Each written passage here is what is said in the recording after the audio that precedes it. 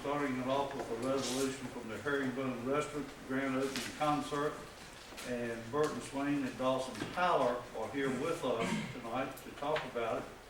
On November the 19th, the newly established Herringbone Restaurant plans to hold its grand opening celebration for the general public.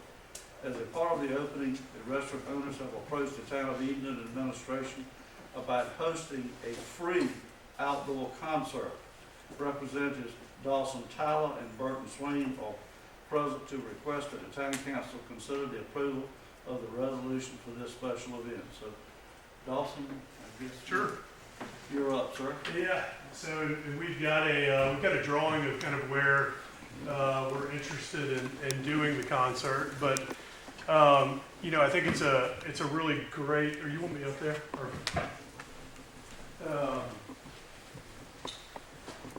it's a really great opportunity for us to get, you know, kind of a different vibe into Edenton that I think you know, we're all about, you know, trying to provide things for every age group in town, and obviously in concert with the opening of the restaurant, it's just going to build a lot of excitement.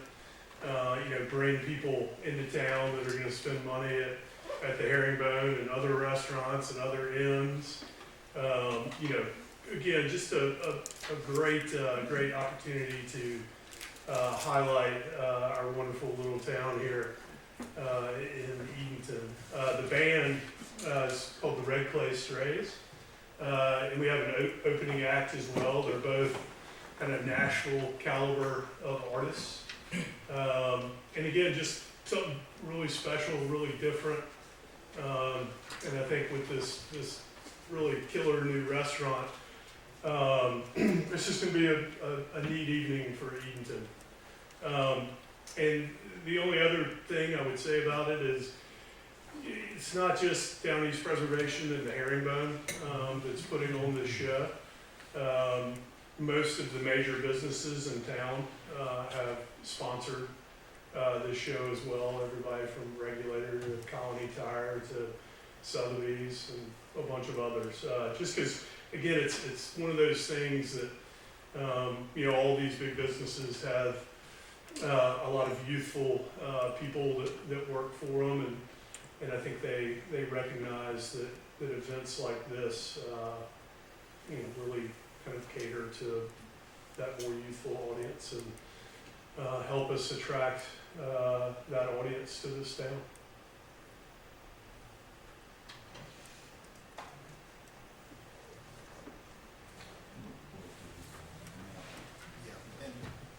So I guess to kind of clarify a little bit here as far as the design layout, Wayne, do you have that by chance? Sure. And I've got a blown up version of it as well, but so the lighthouse sits down here essentially. And you just want to pass it around? Okay, perfect. So Corey, man, I'd make a suggestion. I think most of us have seen it, and I know you want Dawson's voice to be amplified, but as he's talking to us about it, if he could, you know, show it to the general public, because I think that was in our packet. Yes, It's in our packet. Yeah, we got it. Yeah, so we've already seen We've it. already seen it. Yeah. So the intent, again, is to kind of have the lighthouse and Edenton Bay as the backdrop for this event. And then we are renting out, excuse me, get to where I need to be. We're renting out the venue and the area, the lawn in front of it. And so that area, the venue and the lawn, and then the street where basically the trolley sits and where it goes into the Herringbone, right down that side. Those are the areas that are intended to be for alcohol. So there would be beer served there. Then there would be the kind of dividing line where Colonial Park starts, and that would be a non-alcohol area. And I spoke with Chief King today on a couple of occasions. We've got law enforcement off duty that's going to help us, you know, maintain all of that. And we really, you know, again, we want it to be a special show, but we also want to be respectful of the neighbors. And so to that end, we've done it. We've scheduled the show for the early evening hours. So the opening act will start around 6, and the whole thing will be over by 8:30, 8:45.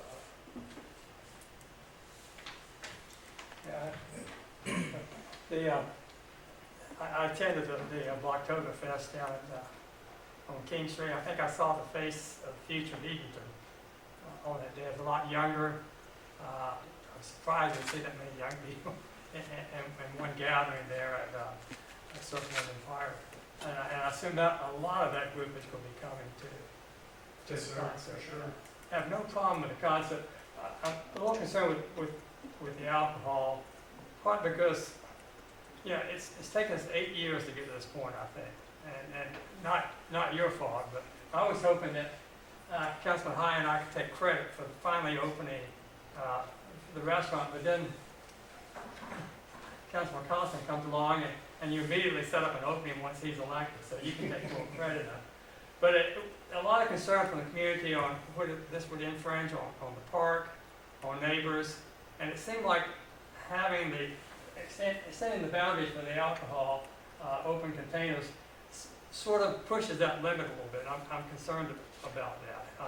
Where would the alcohol be sold, and how is that being handled? Yes, all good questions, Roger. Thank you.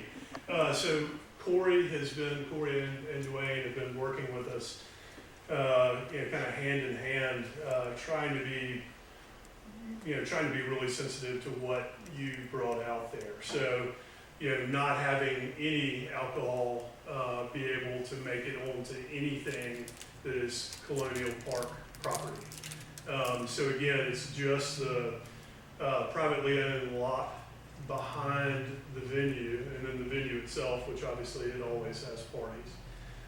And then just the one street that is closest to the herringbone just runs, right beside it. So all of those areas, and correct me if I'm wrong, Corey, are outside of the boundaries of Colonial Park. And then on top of that, like I said, I further want to make sure that as far as the crowd is concerned, that that area that is Colonial Park stays free of alcohol. So we have two of Edenton's finest that'll be off duty, that'll be keeping that line straight. I'm sorry. Are you finished? I thought you. Okay. Any idea what size crowd you're anticipating on this? Do we need porta potties, and we need to be dealing with a crowd of say 500 people? That type of So, and Roger, I'm sorry, I didn't even get to the second part of your question.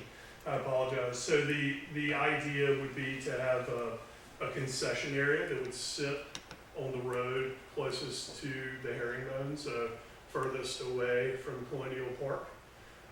So that concession area would be where the serving of the beers would occur, as well as I would imagine there would be some flow from the trolley patio area, part of the herringbone. So as far as restroom facilities, we've got the facilities on the interior of the venue that'll be for our kind of top tier sponsor companies that we're excited about participating in this with us, as well as I think our plans are to get some portable toilets that would be also on that road, kind of where the concession is, to handle all that flow. Guess on the number of people there. It's like you said, Roger. I mean, I was at the event yesterday, and God, what a great fun thing to do at Edenton. It's always a fun town, but I think people just really enjoyed getting out there and kind of experiencing something different. And one of the things that Bert and I were talking about was how respectful everybody was of all the other businesses and streets and all of that, and keeping the alcohol where it was supposed to be. So I think yesterday served as a fine example of what we're gonna do here. A couple hundred people would be my guess for the event. Dawson, no part of this request includes a request to close Water Street. That's not gonna be affected at all by this. No, sir. Is that correct? That's And correct. also, did I understand you to say that, including the headline act, that it would be over by 8:45, or was that just like the beginning warm-up acts? So the headline act is slated to start at 7. So the warm-up act starts at 6. She gets done around 7, and then they're slated to play 90 minutes. And then we're hoping they come back for an encore. So that's the extra 15 that we're building in there. And what mechanisms are we gonna have besides, if any, besides the police officers to make sure there's not any spillover? And I was thinking in terms, are there gonna be any like portable ropes or chains or even election campaign style signs that say stop, nothing past this point? Yep, luckily, really exciting, the construction phase of the herringbone is wrapping up here in the next 7 days. It's hard to believe, but we've got a lot of barricades that we've built for that, just try and keep people away from the building. I know everybody wants to see it, but running tape, using those barricades, to mark where people are to be and where they're not to be. Okay, and then one final question. There's no alcohol or sound amplification on the west side of the building, the strict south side of the building, and then that green area on the front of the building. Is that correct? Correct. Thank you. One question, it's my understanding there'll be no parking on Water Street, is that correct? There is no parking signs out on Water Street, that is So correct. no parking on Water Street. Now, Corey, do we have a safety committee of some sort that reviews these type of requests and gives recommendations and requirements on So how? we do, for a special event like this, for this type of resolution, one thing that we will ask of the applicant as well as our police department is to provide some type of recap, how the event was, if there were any issues, any updates, kind of the pros and cons of that. But when we consider the application itself, that is reviewed by our fire chief, our police chief, and the director of EMS. So those are who we consider our review team. And then finally, myself would. So this is just a resolution and then it'll be administrative approval based on the recommendations of the safety committee? Yes, and so at this point, there are a total of 3 applications that have been submitted. One for the amplified sound permit, that's been approved. The Colonial Park Reservation form, that's been approved. And the last thing that we're working through those 3 departments before they make their way back to Town Hall will be the temporary street closure permit, which is something that we've commonly used before. And the area that we're talking about here would allow us to close what's officially known as Dock Street, which is a dedicated town right-of-way, street right-of-way. So those two of those 3 have been approved. And in order for the alcohol piece to be approved on that street town-owned parcel, that's what this resolution would allow for, a special event, which this is kind of a one-time special event for what's happening that day. Well, and just one thing to add to that, Corey, we're going to work really hard to make sure that this is something that everybody enjoys, and y'all look back on it and say, gosh, what a great event that was. Because we hope this is something that every year or so we can have something like this, and kind of get the space figured out so that when that next time comes, there's a little bit of a roadmap in place. And I think I shared earlier with y'all the amount of support that we've gotten from the business community at Edenton. As a result of that, we are going to be producing a check to COA and the Boys and Girls Club that is going to allow us to we're going to do a construction camp for the Boys and Girls Club kids next summer. And that check from this event is gonna fund all the materials that are gonna go into that camp. So yeah, I think a lot of good can come from it from a bunch of different angles. Where's this camp gonna be? At COS. At COA. Mhm. So my comment is, I think this is almost exactly like what we do every year with Boogie on Broad. I mean, we have a band, we have, dedicated areas, public. Well controlled. I mean, I think it's great. And the thing that I like is you've got people that have invested, $1.5 million into our town. We actually put forward a grant where they got a $25,000 grant to hire people that, so that people here have jobs. They're gonna hire 25 people. And I mean, I think it's a great celebration of a great project. And I just can't imagine that there'd be anybody that wasn't for it.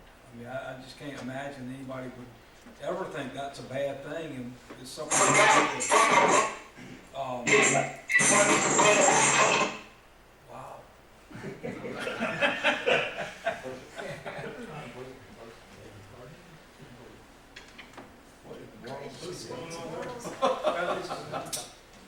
I think that person's for it. Yeah.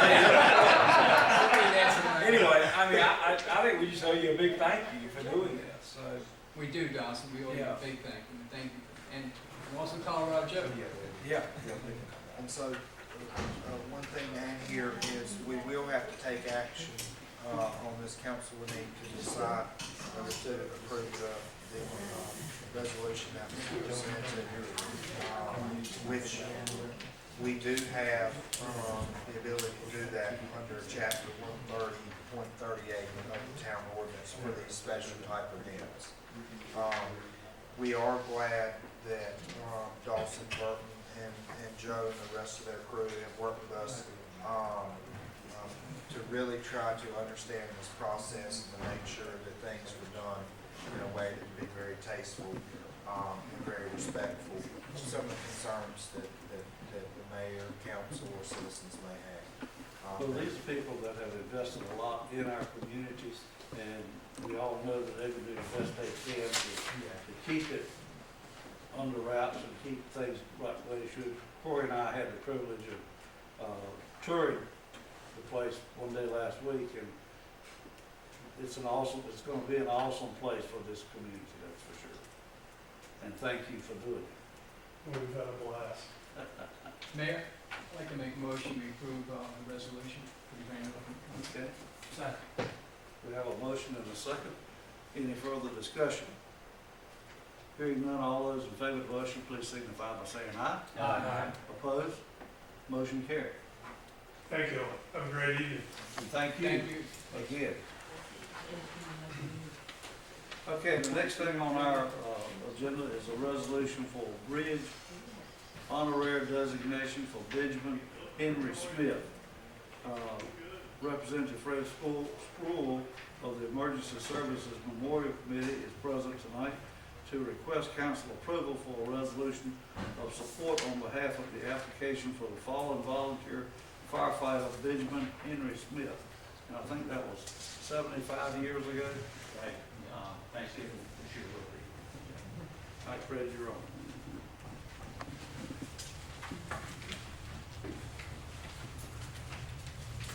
Is there any way we could turn the lamp off? It's like a spotlight into the audience here, so.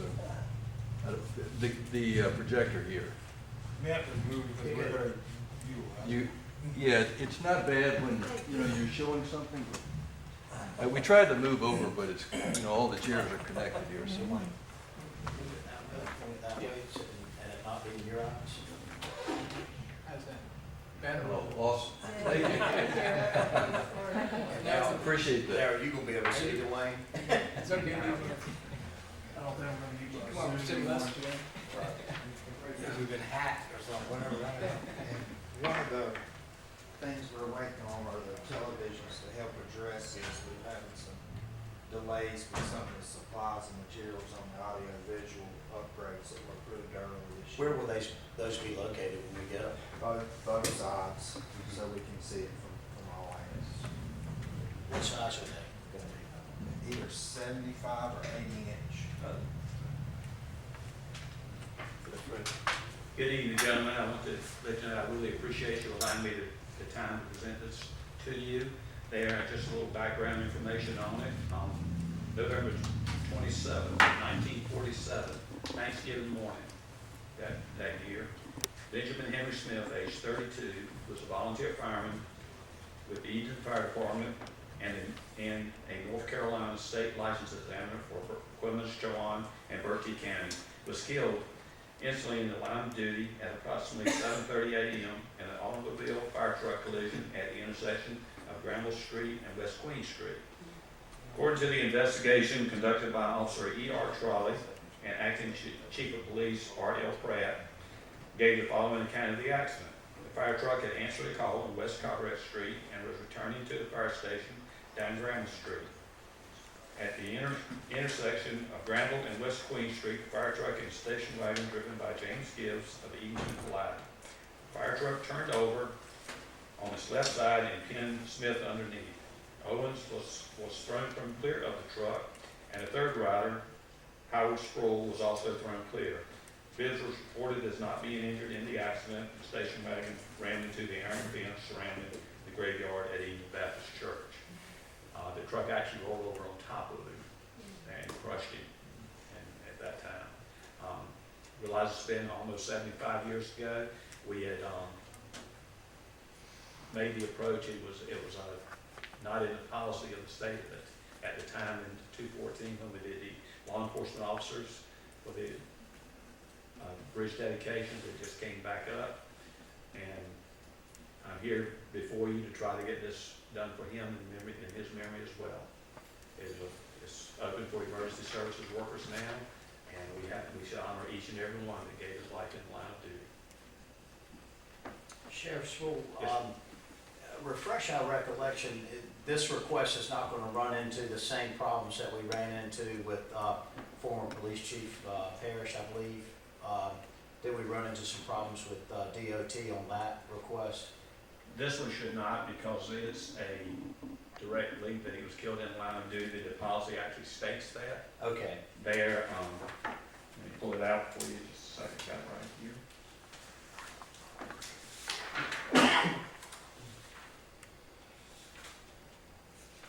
It says, is the honoree a law enforcement officer or first responder killed in the line of duty? okay. So, just to clarify a little bit there, Mr. Sproul and I spoke about this earlier, but we did reach back out to DOT to provide some clarity around the Captain or Chief Parrish application. And what Mr. Sproul is referring to is some policy changes between the years of 2014 and 2017 that now does allow emergency service workers to be considered without being killed in the line. But what it does do is increase the amount of details and information that needs to be provided to show support of why the applicant should be considered. So I did want to give you an update on that. We were able to regain traction with Chief Parrish's application. So that might be able to honor him in another Yes. way. We still may be able to get the bridge application through on his behalf. Okay. Which is September. Yes. That's correct. Does anybody else have any questions of Sheriff Sproul?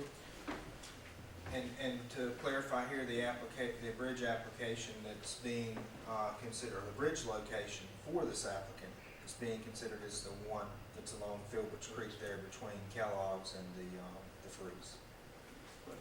And if I might add, it was always the Phillips Creek Bridge that we were after because it's the closest one to where the accident was at. Yeah. Well, we need a motion. Yes. So moved. Second. We have a motion and a second. Any further discussion? Any questions up here or anything we need to ask Sheriff Sproul? Hearing none, all those in favor of the motion, please signify by saying aye. Aye. Opposed? Motion carried. Fred, you may proceed. Thank you. Thank you again. Thank you. Thank you, Sheriff. Okay, now, next item is a special presentation from the Edenton Police Department update from Chief King. The Edenton Police Department Police Chief will provide us, to the council, with an update regarding the police department and their efforts. So, Chief King, show's yours. Good evening, Mayor and Council, and our citizens of Edenton. Today, let me first start off by saying, I want to thank the town manager, Corey Gooden, for believing in the process and allowing me to attend the FBI National Academy. And then I got to give kudos to my staff, who led the way while I was gone and allowed me to enjoy the FBI National Academy, to bring back all kinds of initiatives, programs, and connections that will last a lifetime. So, you want to get the next slide? Networking. We had 240 students ranged from all over the world, from as far as South Korea to Maine, down to Florida, across up to Washington State, down to California, and other places. And I can tell you that we all know that networking, when you can pick up the phone and you can actually call the mayor, like our mayor, it's a different when he can pick up the phone and call the mayor during and call him by first name. What do you need? And they're going to get done what you ask for. Now, the Edenton Police Department has connections all over the world. If we need to find somebody, if we need to get something done, if you leave Edenton, think you're going to run to another state, we know somebody there.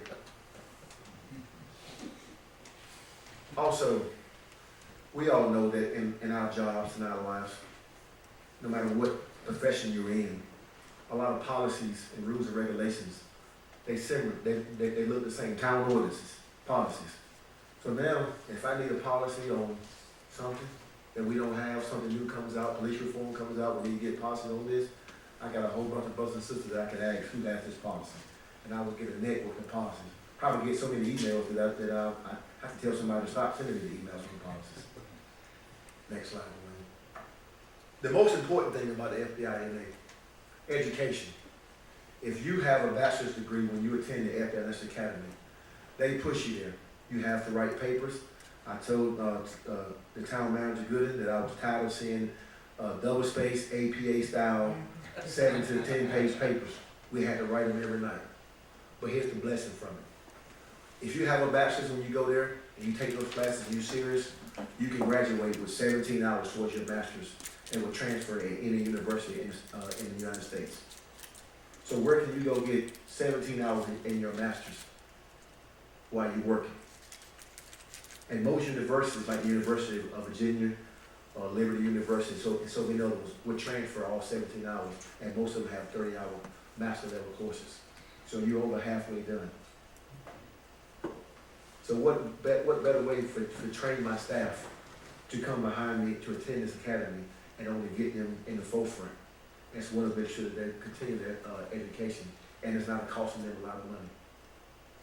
Next slide. I want to update the council on our acoustic threat detection software that we have in town. It has paid dividends. We are able to respond to shots fired and find the evidence of collections. Sometimes get good witnesses, get car descriptions, find individuals that are carrying concealed weapons and get them arrested and get them prosecuted successfully in the state or federal court.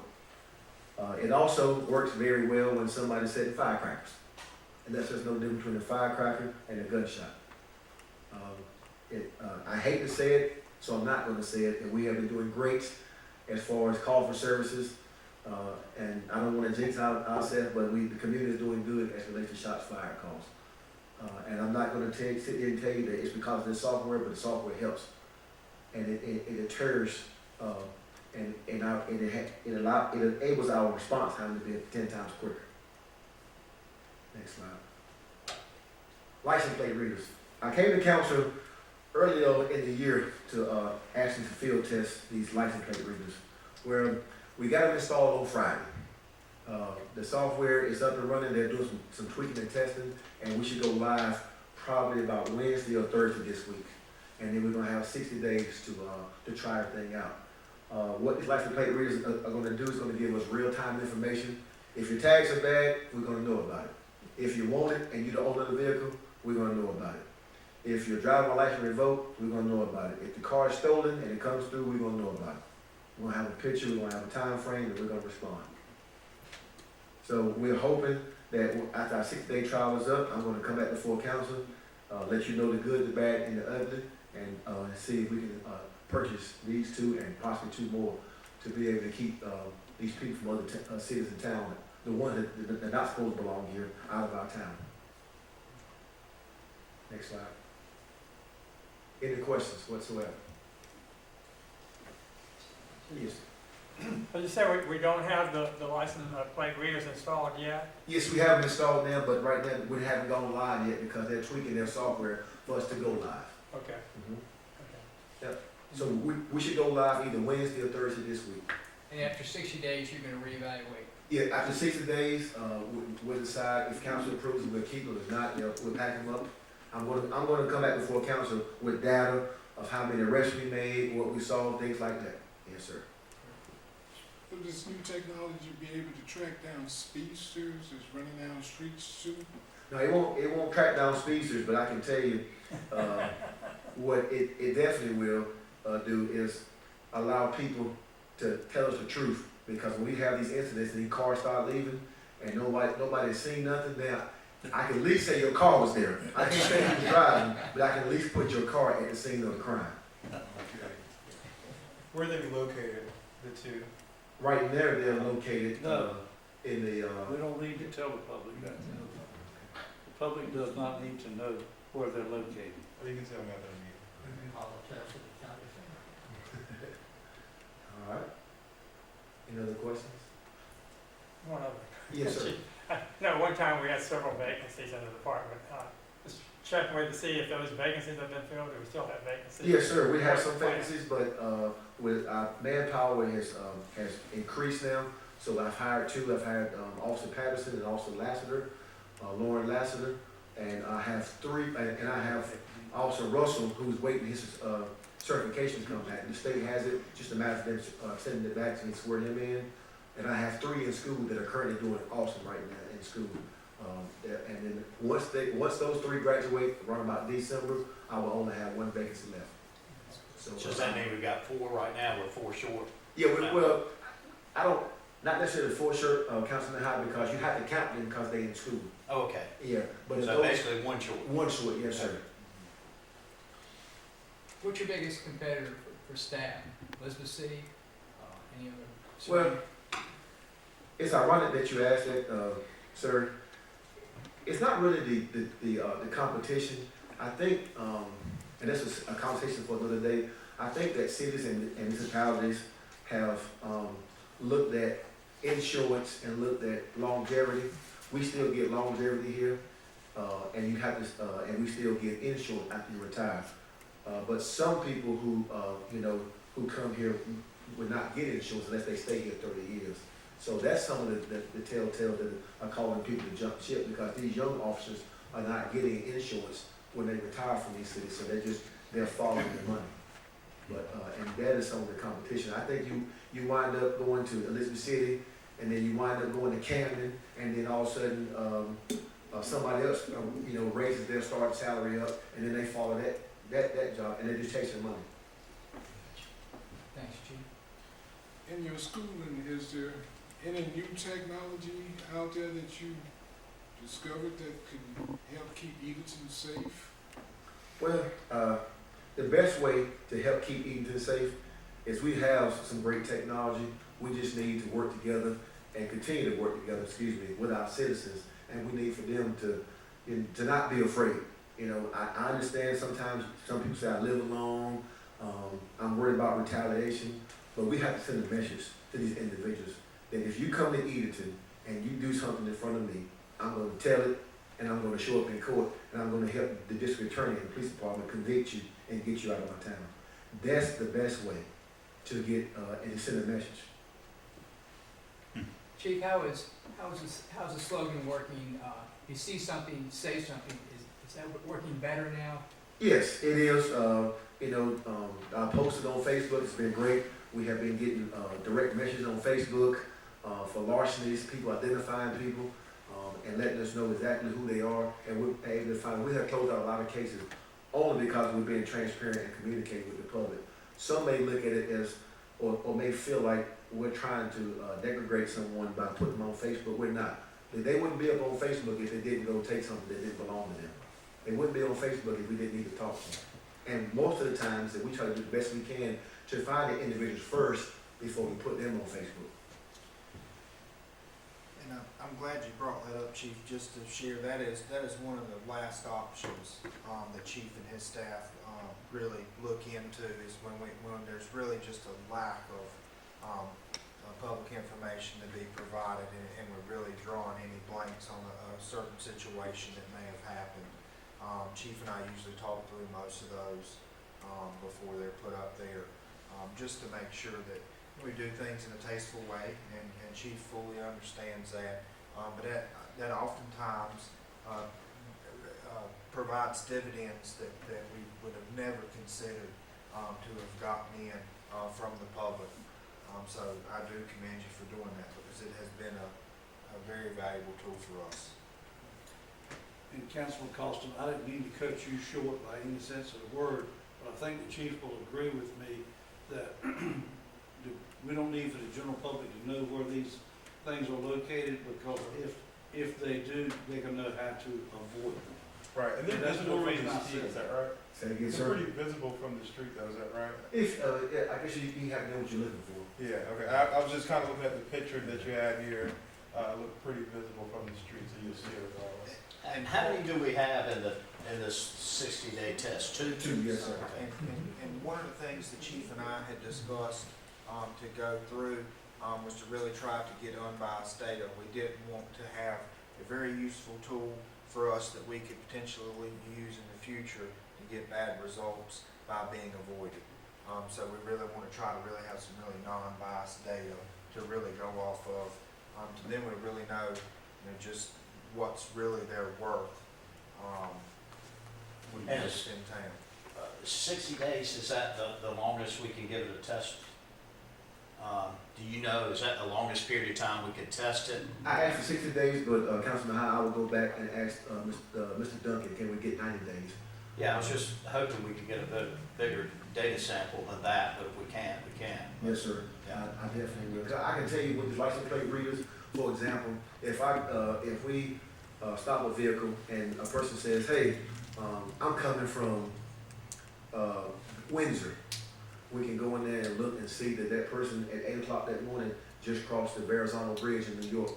Or at least the vehicle did. Let me put it that way, let me go back. At least the vehicle did, because it's all connected to all the federal and state DOT license plate readers. So again, another investigative tool to be able to say, no, you're not telling me the truth. So it's a great way. And it also gives people good alibis too, in a way, so. That's awesome. It's technology. Yes, sir. It's a little off. We get the statistics each month, the crime statistics, and look through those. One of the things that seems to be increasing is the number of accidents in town. I might be wrong, but it seems like the number of accidents are increasing over past years. And I'm wondering if there's some way of getting some feedback on which intersections are more dangerous than others, so that we look at possible writing grants for safety improvements, we have that kind of information to use in terms of trying to make some of the intersections safer, if it's the intersection that's causing the accident. Well, I can go back to Councilman Coleman for you and get it to town manager Gooden. But most of our fender benders that we do have are parking lot fender benders. Okay. So they're food line, people not necessarily paying attention, that they're distracted for whatever reason. But we don't have as many accidents that are on like Granville and North Broad Street, or Granville and or some of these side streets. But the majority of them are in parking lots, like the wash house, and other places like that. I just don't know if people are on the phone when they back out and they back into a car, but we have a lot of parking lot fenders. Okay.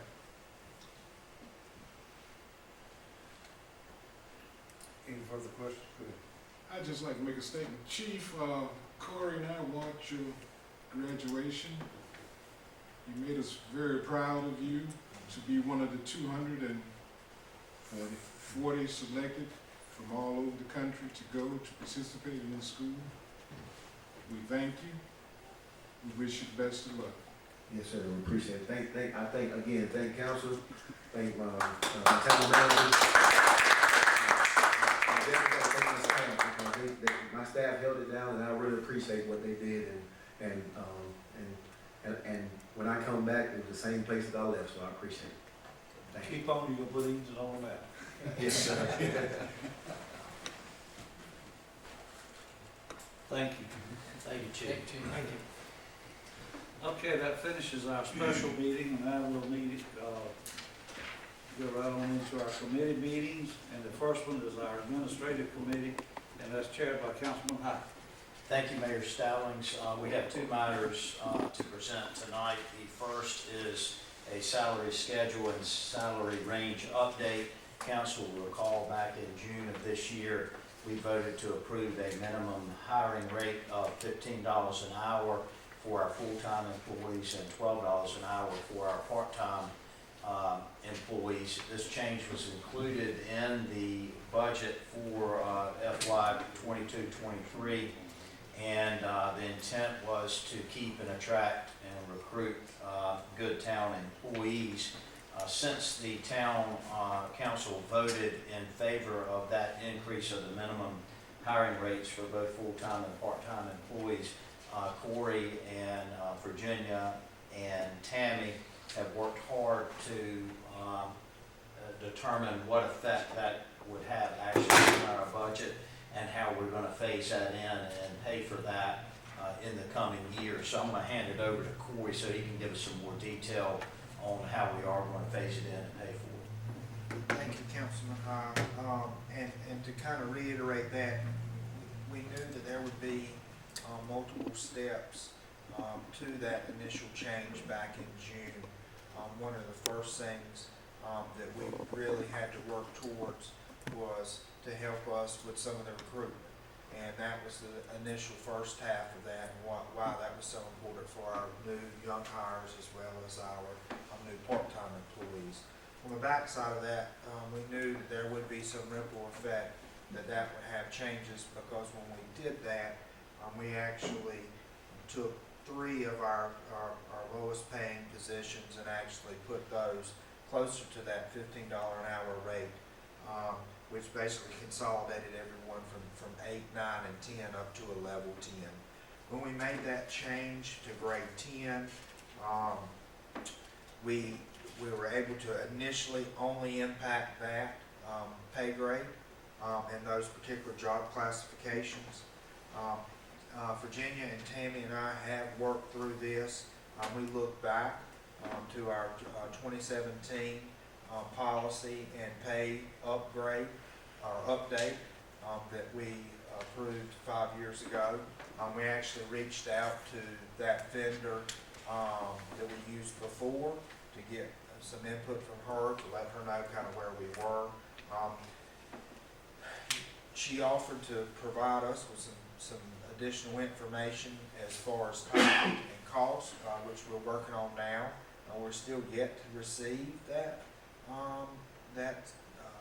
pricing. She did give us a ballpark around $25,000 to do that.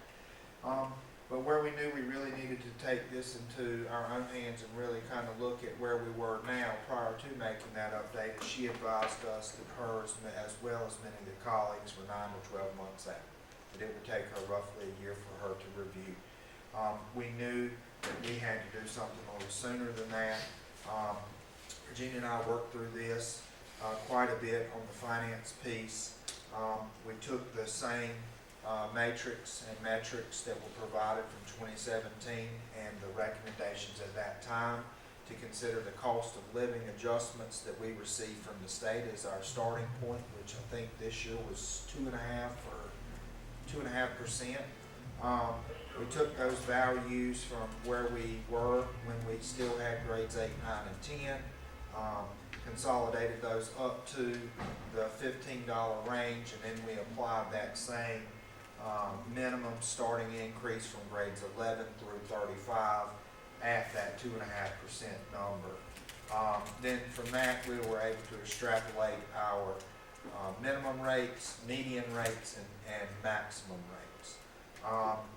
We shared this information back with the original group that we used back in 2017, and she did advise us that she thought that this was smart that we're doing this, that this allows us to handle two things. One, address compression as a result of increasing our minimum pay up to $15 an hour, as well as cushion us for anything that may be a result of a future salary study that could happen in a year's time. So she thought this was the right step for us moving forward. There are some impacts that we will see. Grades 11 through 30 were affected. This is roughly around 48 employees that would now fall below that minimum pay for whatever pay grade that they're in. We shared that. When we talk about the initial costs that we'll feel over the next 9 months, we're talking roughly $157,708.78, of which will reflect in salary and wage increases. And when we look a little further in our packet, when we consider the FICA and retirement increases, that we'll see a more holistic number that we're looking at is roughly $184,588.99. What we're presenting tonight is a little more palatable, because what this will allow us to do is make these changes now. We will be able to adjust the fiscal year budget for this current fiscal year, and when we think about the remaining 8 months that are left for this fiscal year calendar, we will actually take this in little small 1/16 bites. So every 2 pay periods, or 1/16, we will see that small increase. But the good thing is these 48 employees will also see that small increase. And so although the change seems large now, imagine this taking place over 16 iterations between now and June 30th of 2023. So Councilman High, that was a long-winded response, but there's a lot here. We have been working on this since we started the budget in April.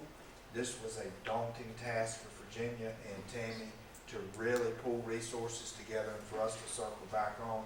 I am super proud because Virginia and Tammy are fully capable of reviewing what we've done in the past, take these same thought processes, these same processes, and apply those to the future.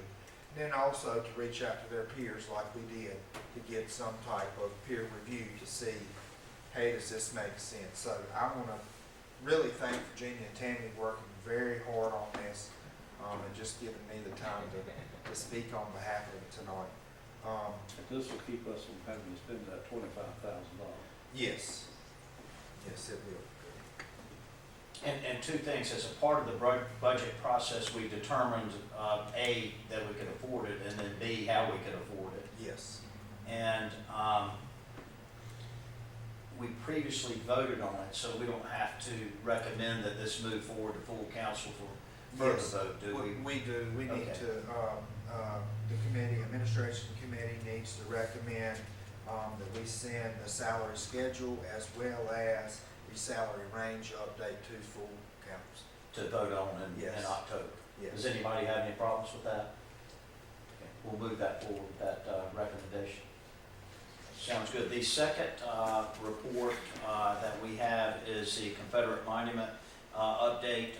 As you recall, at our last meeting on the 13th, Councilman Coleman and others requested that we provide some update regarding our efforts on the Confederate Monument. Over the last few months and prior to the 13th, the town administration and the county administration have been working through some of the county's concerns on logistics and details and things of that nature. A large majority of those concerns centered on ownership issues, questions about whether we have enough of an ownership stake in the monument in order to transfer it, and then also what the document would look like that transferred ownership from the town to the county. Since that time, a transfer document, very rough, a draft of that has been prepared, and it's moved from county administration and town administration to county attorney and town attorney, and our attorney is working with the county attorney to provide some clarity on their concerns and on the document. And so basically what attorneys do. Each of them are going through the document and asking questions about, what this provision might mean, and is it necessary, and are there necessary provisions that aren't in there. So the two attorneys are at that point now. So that's all we have at this time, but it does represent some progress from the last couple of months, and it represents some progress from the 13th of this month.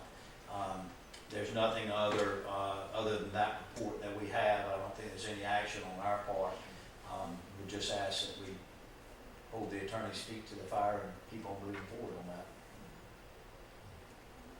And Mayor, that concludes the administrative committee reports tonight. I appreciate it. Okay, thank you, Hank. And the next is our finance committee. Excuse me. Can I ask just a question? Yes, sir. Thanks for doing that. Yeah. I appreciate it. I'd asked if we could be kept informed of any developments that come along, just so we Yeah. know what's going on, one thing. And the other, I know we're coming to transfer, is if there's it's not just property, it's obviously a larger issue than property. Can we, as a council, have some involvement in the process of transferring? Or we just saying it's giving it to them and letting them handle the No, issue?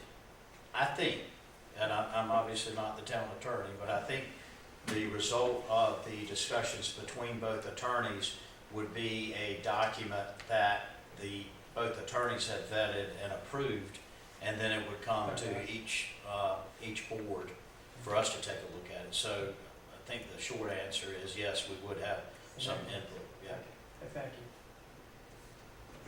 You want to move on now? Yeah. All right, the next thing is our finance committee, and that is chaired by Councilman Dixon. So we have three quick things, and I'm just gonna sort of list them. First is, I think this is great news, the electric department,